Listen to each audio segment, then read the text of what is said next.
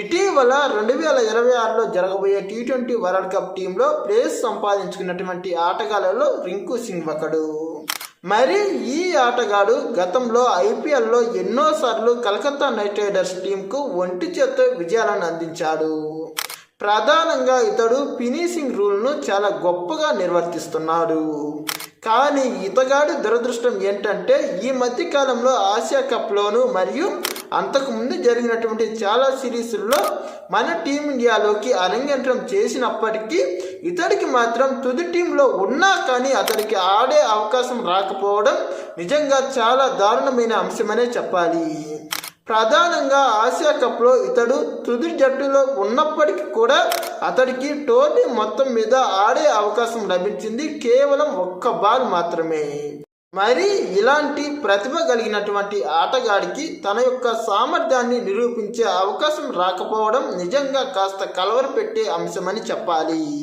ప్రధానంగా ప్రస్తుతం టీమిండియాలో చాలా గొప్ప ఆటగాళ్ళు ఉండడం వల్ల ఓపెనింగ్ నుంచి మిడిల్ ఆర్డర్ వరకు వారే ఆడేస్తున్నారు. ఇతడు చివర్లో ఫినిషింగ్ రూల్ను నిర్వర్తించడం వల్ల ఇతడి వద్దకు వచ్చేసరికి చాలా మ్యాచ్లు ముగిసిపోతున్నాయి. అంతేకాకుండా కొన్నిసార్లు అడపాదడపా అవకాశాలు వచ్చినా అవి చివరి 2 ఓవర్లు లేదా 1 ఓవర్ మాత్రమే. మరి ఈ స్థాయిలో 6 బంతులు 7 బంతులు ఎదుర్కొని ఆ 6 బంతులు 7 బంతుల్లోనే తన యొక్క సామర్థ్యాన్ని నిర్వహించడం అనేది చాలా వరకు కాస్త కష్టపడే అంశమనే చెప్పాలి.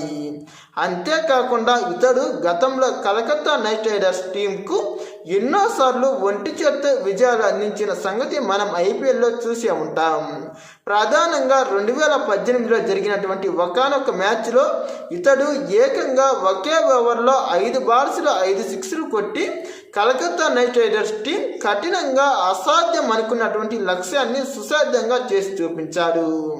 అంతేకాకుండా 2021లో గుజరాత్ టైటాన్స్తో జరిగినటువంటి ఒక మ్యాచ్లో చివర్లో ఏకంగా వరుసగా 4 సిక్సర్లు బాది మరలా అలాంటి ఫీట్నే సాధించాడు.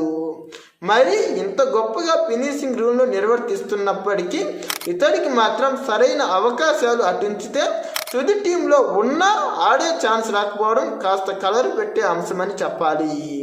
కాబట్టి రాబోయే టీ20 వరల్డ్ కప్లోనైనా లేదా జనవరి 11న ప్రారంభమయ్యే న్యూజిలాండ్తో జరిగే టీ20 సిరీస్లో అయినా ఇతడికి తగిన అవకాశాలు వచ్చి ఆడే అవకాశం కూడా లభిస్తే బాగుంటుందనేది నా యొక్క అభిప్రాయం. ప్రధానంగా ఏ ఆటగాడికైనా అతడికి అవకాశం లభిస్తే కదా అతడిలో ఉండే ప్రతిభ తెలిసేది. ఇప్పటికే భారత్లో చోటు దక్కించుకున్నటువంటి చాలామంది ఆటగాళ్లకు వాళ్ళ స్థానాల్లో వాళ్లకు ప్రత్యేకమైన అవకాశాలు వచ్చాయి.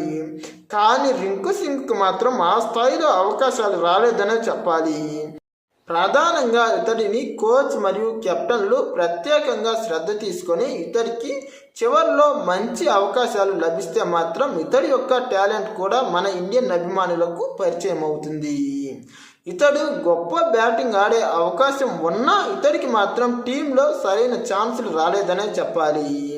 ప్రధానంగా టీం గొప్పతనం వల్ల చివర్లో ఇతడికి బ్యాటింగ్ దక్కకపోవడం ఒక ఎత్తు అయితే ఇతడు ఆడే సమయానికే ఓవర్లన్నీ అయిపోయి చివరిగా 1 ఓవర్ లేదా 2 ఓవర్లు మిగిలి ఉండడం అతని యొక్క దురదృష్టం అని మరొకటి చెప్పాలి.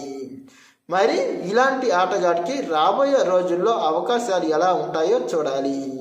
ఇలాంటి మరిన్ని ఇంట్రెస్టింగ్ వీడియోస్ కోసం మా ఛానల్ను సబ్స్క్రైబ్ చేయండి. ఈ వీడియో నచ్చితే లైక్, షేర్, కామెంట్.